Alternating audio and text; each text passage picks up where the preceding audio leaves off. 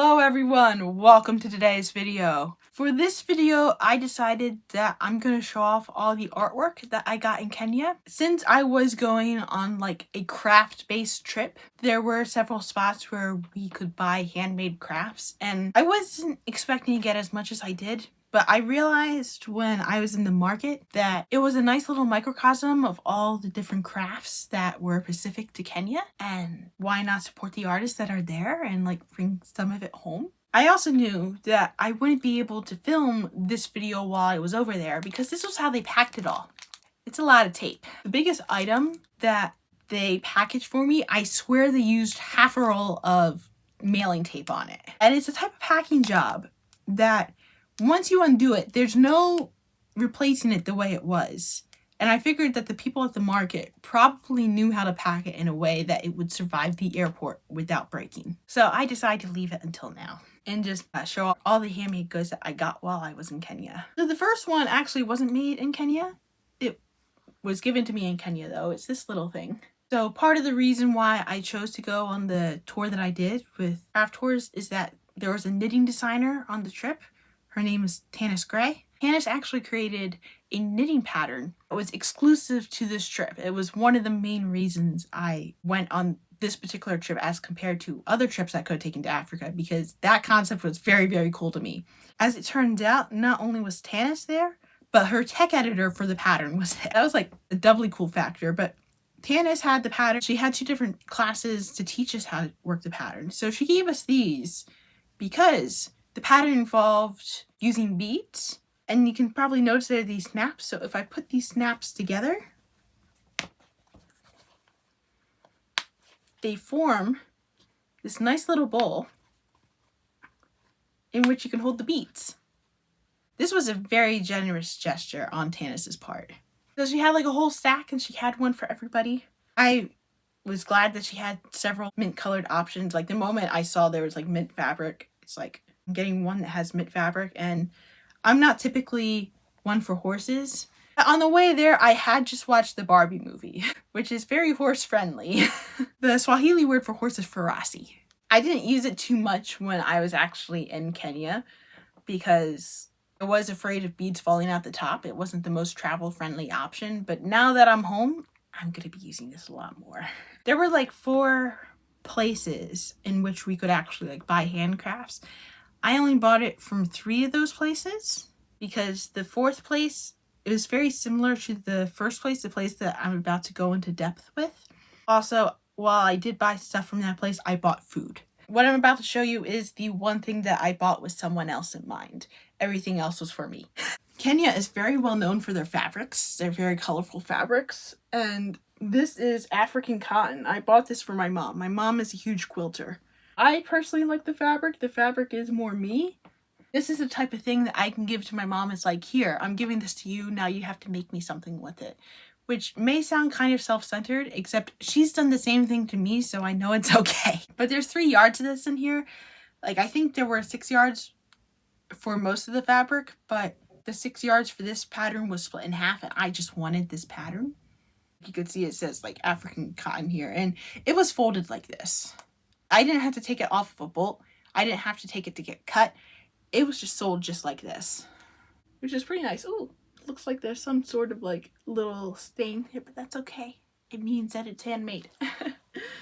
But yeah, I just love this pattern. Now we're going to undo things. So we have the stone right here. I'm assuming this is a paperweight. You can see it's got like a nice zebra type of design. This is super heavy. Probably noticed when I put it in, like my hand just dropped. I'm not sure how they got the design on there. Now that I'm looking at it, they may have painted it on there. And the paint is definitely like taken care of in a way where it's not scratching off. Like I'm scratching off some dirt right now and the paint just stayed. But it's like nice zebra-y type of design. I do see there are some scratches on it, but that's okay. Not sure how this was made, but I'm just very impressed by it. They had these types of stones with all different designs on it. And this was originally like $45 US. I got it down with bartering. This is the newspaper that they have, which honestly, I'm kind of curious if you got about going through the newspaper a little bit later and seeing exactly what the Kenyan news are. One thing that Kenyans are famous for is their beadwork. So when I saw that there was some pretty impressive beadwork, I knew I had to leave some with me. So this is a beaded box, and it was the perfect color. It's like this light blue. But here's the fun thing about this box. It's very similar to a Russian nesting doll because I opened the lid up and there's another box. But wait, there's more. I opened this lid up and there's another box. And then that's the end of that. How impressive, right?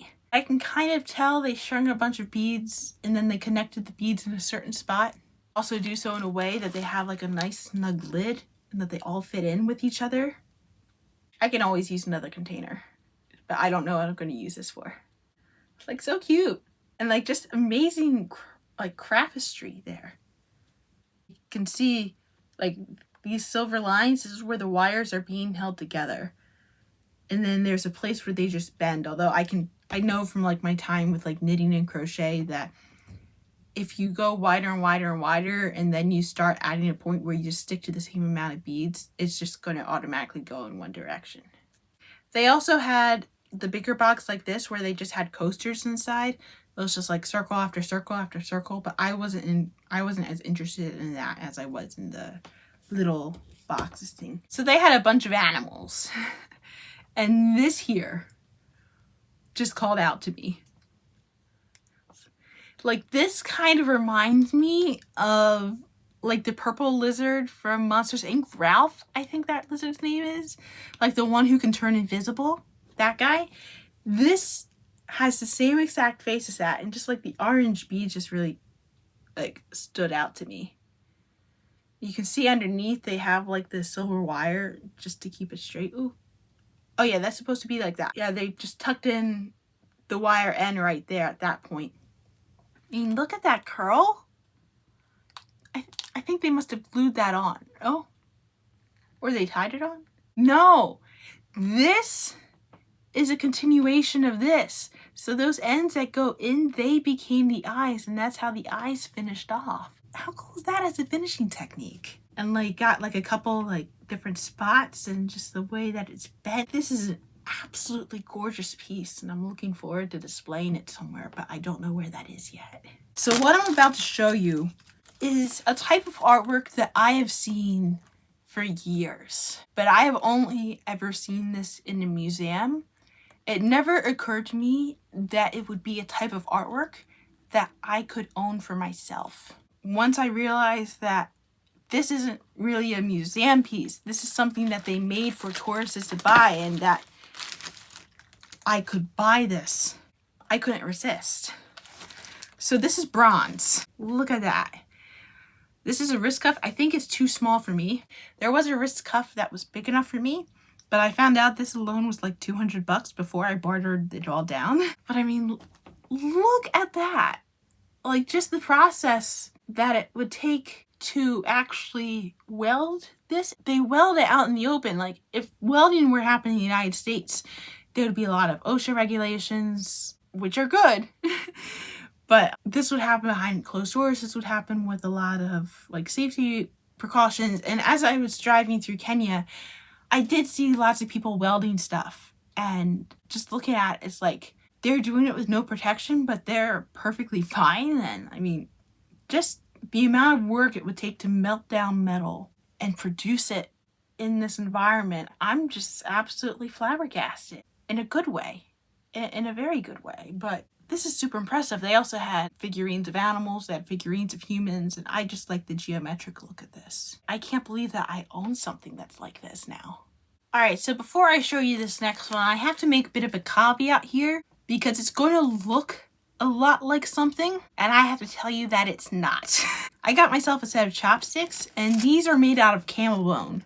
It is not ivory. Camels aren't necessarily running through Kenya naturally, from what I could tell. Camels are domesticated animals in Kenya. Like some of it's for tourism, but some of it's also for like milk and food and whatnot. So I'm assuming after the camel died, that they then took the camel's bones as a resource. And so these are camel bone chopsticks, which are the closest things I've found to knitting needles in Kenya.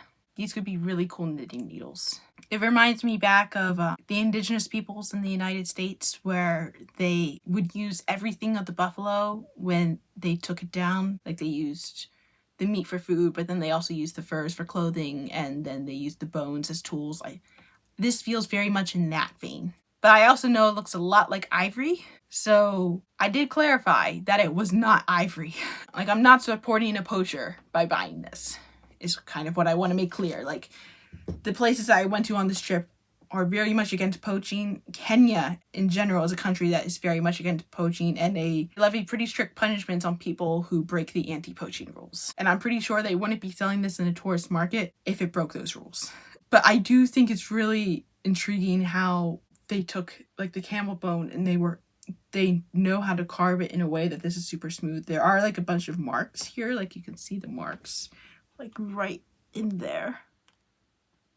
I assume this is some sort of dye that they put in here. Or maybe it's the marrow, I don't know. But because of the irregular shape, I think it's more the dye. They're trying to like mimic some sort of giraffe or leopard spots, I would assume.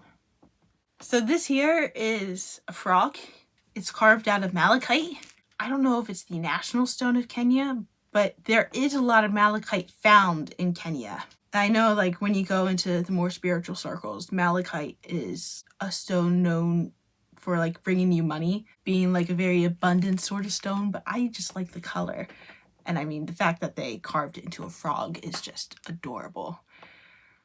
You can see, I mean, I just love the shade of green here and just like how it looks. It's just a cute little frog. I have to give it a name, don't I? You know, when I find out what frog is in Swahili, that's probably going to be its name. I don't know what frog is in Swahili yet. So this is an item that didn't intrigue me at first, but then when I was going through the market and the person who was like dealing with the financial negotiations with me told me what it was, it became a lot more interesting. So this is an angel. This is made with banana leaves. When I was doing the bartering negotiation, this was the item that was thrown in as a gift. I don't know if this is like the banana skin itself or the leaves from the banana tree, but obviously what they did was they like stripped it down so they got it to like these flat sheets, and then they cut it and they were able to assemble it together. They also had like several other fragile things as well. But I mean, look at that gorgeous ingenuity, yeah? You can tell there's some sort of wire armature because you can see here there's, oh, there we go. You can see here there's some wire holding the hands of this angel together. And I'm assuming there's some sort of wire armature within the head that's holding the string together. But if I tap it, it sounds somewhat hollow inside. So I believe it's like relatively hollow inside, and this is just holding it close. This was another one from the category of I wasn't impressed with it until I found out what it was. So this is another ornament. This struck me as some sort of raffia sort of thing. They made this from like the Sergio tree. This is from the Sergio tree leaves, and they literally just stripped it down to make this sort of thing, and then they dyed it afterwards. It's not this vibrant purple, but I mean, you can tell why I like it, right? It's like, it's amazing how people see natural materials and they figure out how to work with them. That's just one of the amazing things about humans. Like, they can just stare at something and they figure out how to make it work, and sometimes it's just an incredibly amazing process. Like, when I think about how things get molded out of metal, or like how people figured out that they could make a fiber from flax. This is like along those lines. And I got a piece of jewelry. With this piece of jewelry, this reminds me of something from my childhood, actually. So these are conch shells. I had an American Girl doll growing up. I had Addie because Addie lived in Philadelphia. I was from Philadelphia. We had that in common. I got her when I was 10. If you are unfamiliar with Addie, when Addie escapes from slavery, she's given a little conch shell necklace. And so I grew up associating the conch shell with my American Girl doll and also trying to use it with the beading and whatnot. And there were many things here. Like, some of the most impressive stuff I've ever seen with conch shells in person were in Kenya. So when I saw this like bracelet with the conch shells, I just absolutely loved it. Like, I didn't really know how to use the conch shells so much, but here you can see there's There's actually like some sort of carving to make it more feasible to use on both sides. I have never thought of beading conch shells like this. And I mean, it is a relatively simple design, but it's so cool. It's like nice and stretchy. And it's absolutely gorgeous. Look at that. This one's really cool. And this is the product that the tour guide actually stopped me and pointed out as being very, very cool. So this, some sort of like horse creature. I don't know if it's meant to be a zebra or something, or maybe a donkey. I'm not sure. But this is made out of recycled flip-flops. They wear a lot of flip-flops in Kenya. Like, they just have these shoes. And then when the flip-flops get worn out and they no longer work, they recycle them into this material and they carve little creatures with them, which is an amazing way to keep the flip-flops out of the landfill. This is like soft and foamy. This one just caught my eye as being adorable. It's like, I saw it and it's like, I knew that was the one. I didn't want something terribly big, so I could have an easier time packing it. This one I want to be careful with opening because if I cut this one, I will be absolutely devastated. This right here is the piece that made me like start deciding to buy things. All right, super excited for this one. The marketplace that I was buying these things from had a lot of paintings. They have 2 to 3 full rooms of paintings. I originally wasn't going to buy any paintings because I didn't know what I was going to do with it. But then I saw this particular style of painting and I knew it was distinctly like African. It was a style I didn't quite know what it was. It's like if I was going to create something that was based off of like some sort of African design, this would be the type of design I would want to base it off of. And I took a picture of a different picture that was similar to this. But I knew if I was going to, in good conscience, use this type of design, I would have to buy one of the paintings in order to make sure that the artist that inspired me was supported, that I wasn't just exploiting them for their work. From what I could tell with the paintings, like, they weren't selling prints. They were selling oil paintings, and some of the paintings were done like multiple times, but it looks like they used oil paint, and they would stretch them on these canvases, and when you took them with you, they would remove it from the wooden frame so it would easier fit on the plane. But this is the painting.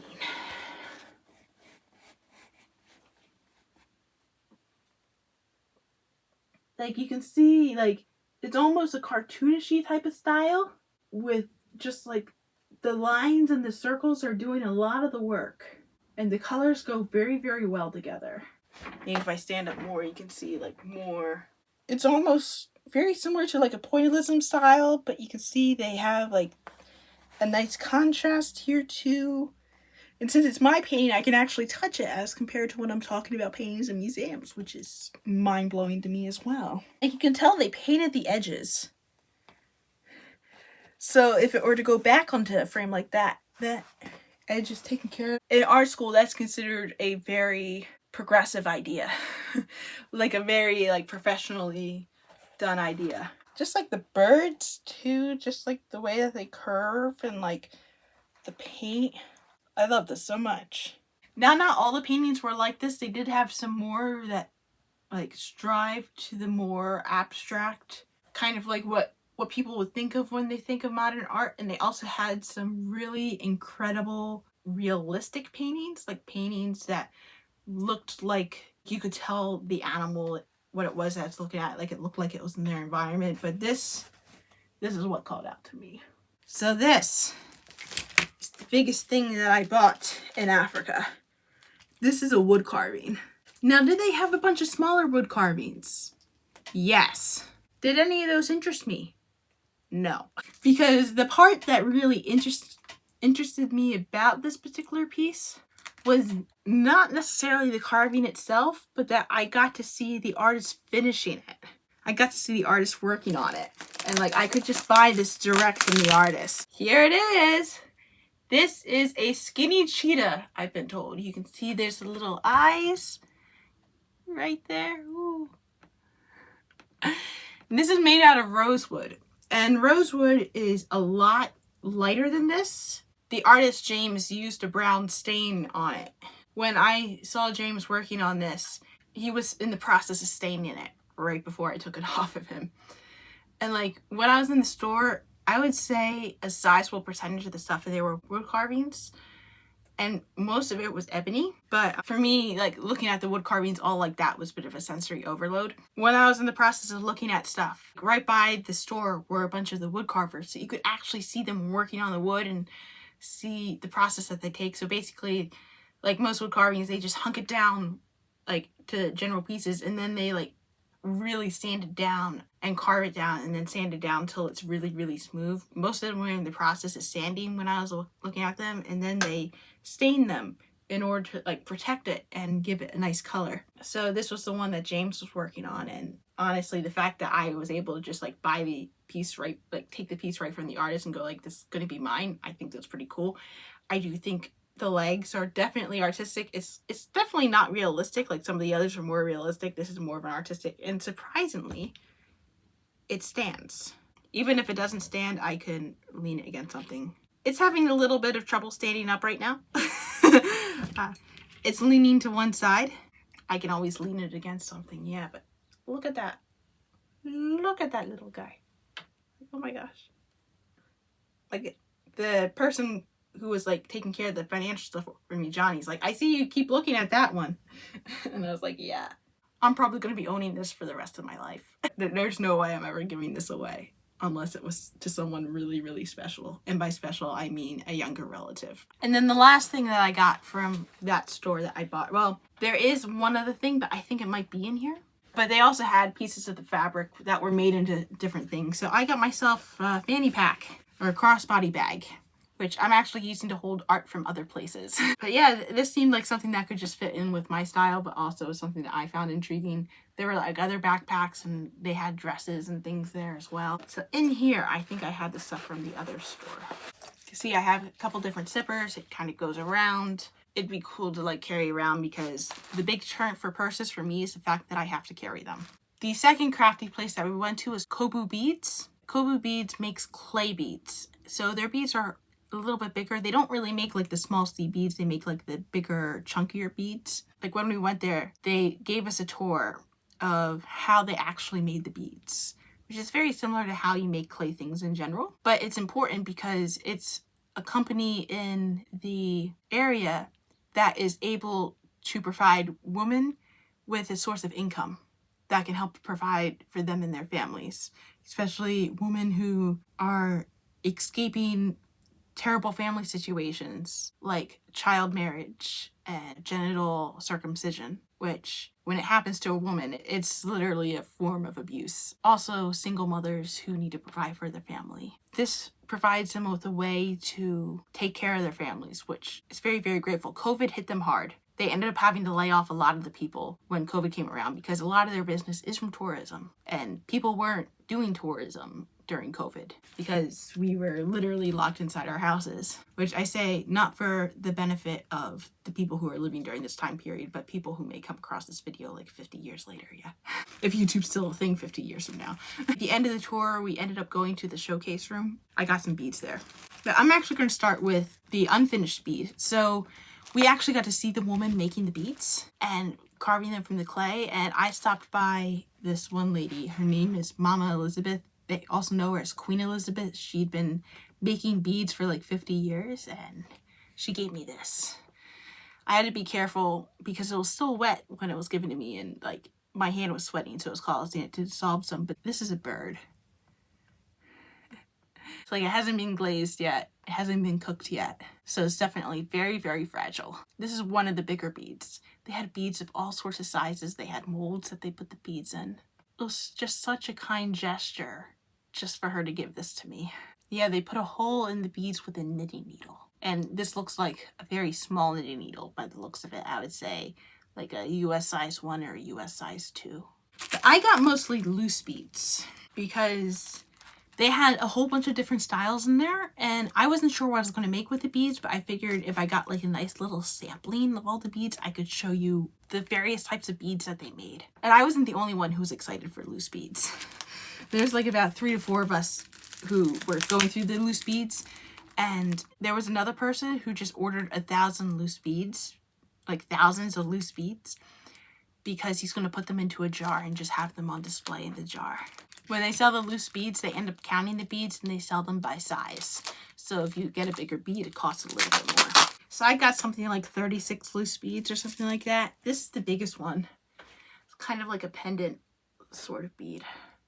You can tell they got a hole on the top and through the bottom if you want to go through that way, but they also have holes on the side. Just like the nice, like, a little bit of a heavy bead too.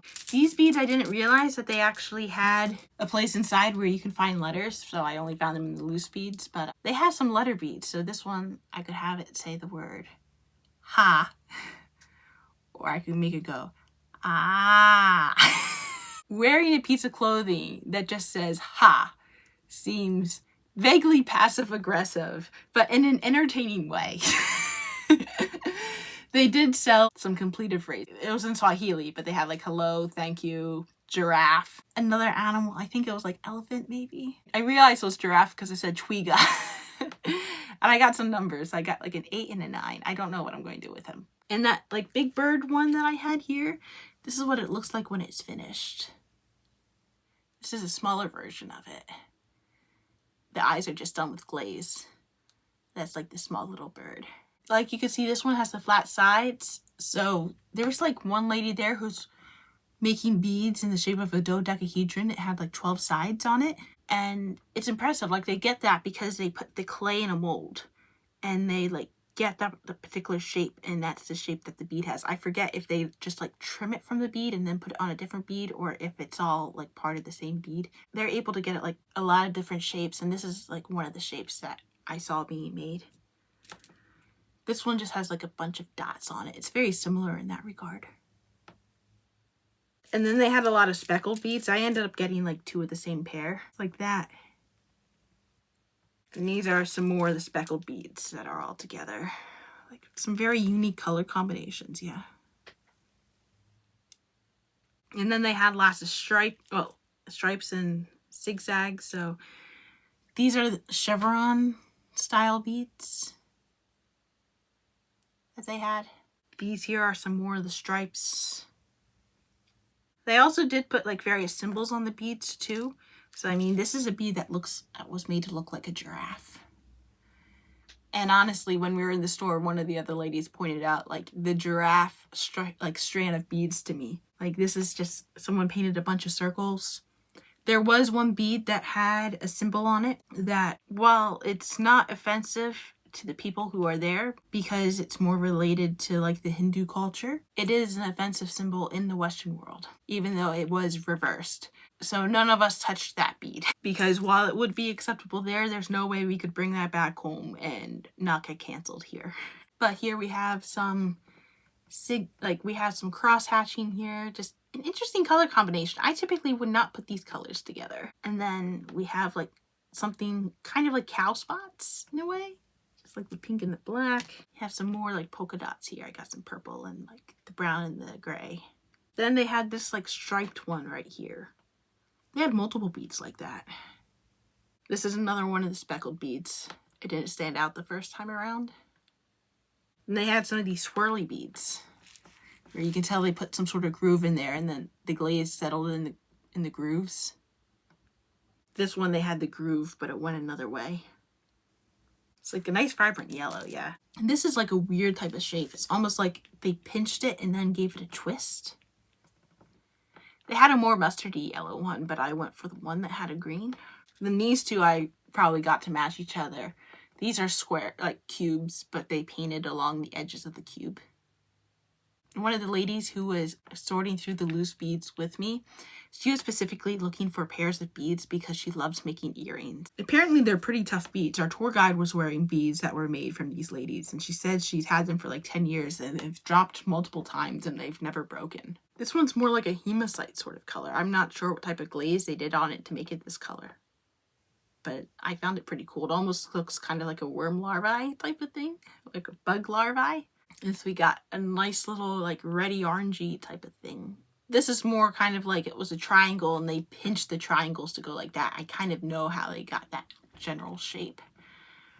It's pretty cool. Oh, more speckleds that I missed. This one has multiple color speckles in it. Then this is another one of the weirdly shaped ones. Then these are some more glazed ones, just like that. Like we got some stripes, we got some blobs, we got more of the chevron. Oh, there we go. Some more of the dots, some more of the, like some blobby type of thing. Then this one's kind of like a double cone type of situation. It's like vaguely geometric. Well, if it has to do with shapes, it's always geometric. It's just like a cool little bead. And then I got a spiral. There's more chevron, more speckled. And then these are the last two loose beads that I got. So yeah, like a nice little sampling of variety of what they made. Which is nice. And then I did buy one finished thing from them. I was deciding between different types of colors, and the tour guide said this color went well with my skin. So it's the one that I ended up choosing. Because why ask advice from people if you're not going to take it? But yeah, it's like a little human keychain. Well, it's kind of hard to tell against here because I'm wearing like this vivid orange, but if I actually hold it against my skin, you can see it's this nice salmon-y color. They also had like a dark navy blue, but just like this cutest little keychain with like, this is actually the same type of bead as this, isn't it? Yeah, because you have like the stuff going through, like I'm sure the head is attached to the legs here. It's like they're all holding the same sort of thing, and then the arms are being held there as well. But what an adorable piece, yeah. And that's everything I got from the bead shop. The other place that we went to was the Nanyoki Spinners and Weavers. So it's another scenario where the company was built to help women raise their financial situation in life so that way they could take care of themselves in case they were single mothers or they went through other difficult family situations. They use strictly merino wool, and they have it sent to them from a farther along province in Africa. Like it comes from them from far away, and then they wash it and dye it across the street. But the place that we were at, we got to see them spin the yarn, and we got to see them weave the various placemats, and they work hard to make sure that the placemats that they make, or like the rugs that they make, are reversible. So that way you can decide which side you like better, and then you can use that side. So I did get something that was woven by them. Like I tried to find something that showed off like just how complicated they're able to go. This is a placemat. I think this is supposed to be a giraffe. You can see, because you have kind of like the horn thing going on right here. And I'm not sure if the head is supposed to be sideways or if that's just the artistic license. It kind of bothered me, which is why it kept standing out to me. I tend to buy the things that like keep staring out at me. I also like appreciate like how they're able to, like I can tell it was woven this way. I can absolutely tell it's woven this way from the fringe and also the way that the yarn is going. But I really am super impressed by the way how they're able to like weave the different colors. Like they have the grass going in and out, and they have the like the trunk of the tree. Like look at that, they have the grass going inside the tree, and they have the spots going on. And this one is reversible, so they have the design on both sides.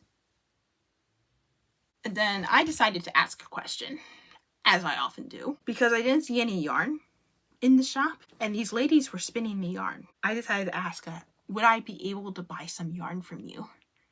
And the answer was yes. Mary, who gave us a tour there, was the real MVP. She literally went across the street, came back with some yarn to sell to us specifically. I wasn't the only one who left with some yarn. There was like another lady there who also wanted yarn, and she ended up buying more of the yarn than I did. Both of us were also there with the loose beads, so it was like, oh, we're the raw materials gang. I ended up getting one of every color that was offered to me. So first we have like this really light, they were very nice and tied the hanks together for me. First we have like this very raw material, like this very white material. All the yarns that I bought were single ply yarns. You can tell like it's just the one ply. And you can tell that they tied it together with a different type of yarn, because this feels like a cotton type of yarn that they tied it together with. But their spinning machine did allow for plying, and the yarns that were used in the weaving section were plied together. They did show us dyed yarns that they used the natural dyes for, and that yarn was plied together. And I have this light gray right here. It's kind of like this, it's almost like the zebra mix that you get in some of the local yarn stores back here, because some parts of this are darker than the other parts, but it's mostly a light gray. You have a medium gray right here. It's a very nice color. I like this shade of gray. But you can see it's more the like, this is a better place to see how this is just one ply. This is like a brown, either like, I think it's like a very, very dark brown. I don't think it's black. Although it does kind of look black on here, but the thing that's making me say dark brown is you can see this right here. That's more like a brownish color. But yeah, this all goes together very, very nicely, as you can see. So I have to figure out what sort of project I want to make from this stuff. Probably going to be more of a knitting project than a crochet project, simply because it's a hand spun yarn that's a single ply, and knitting is a little bit more forgiving towards that type of yarn than crochet is. But yeah, that is what I got while I was in Kenya. I am just in awe of the artistry that these artists are able to make. I'm very glad that I got to see it, and also that I got some raw materials that I can play around with too. I do have one more piece, but I'm not sure where it is at the moment.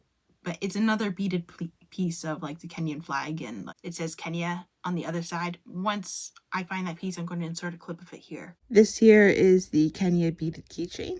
So you can see it says Kenya on this side. It has the Kenyan flag on the other. And a little bit of a buffer area right there. Also, I had forgotten during the time of filming, but I did receive one more item. It was a jade elephant that the tour guide gave the entire group at the end of our trip together. And it was a very nice gesture on her part. Unfortunately, I'm unable to find it because my belongings have since gone through a huge shifting process since my trip to Kenya, and I'm not sure where it ended up. But Joyce, if you're seeing this, I really do appreciate the gesture that you did in giving us the jade elephant. I am just very impressed with the artwork that I was able to see, whether I was able to buy it or not. It's hard to really elaborate on it much more than that. Anyway, that was today's entertainment. Have a nice day.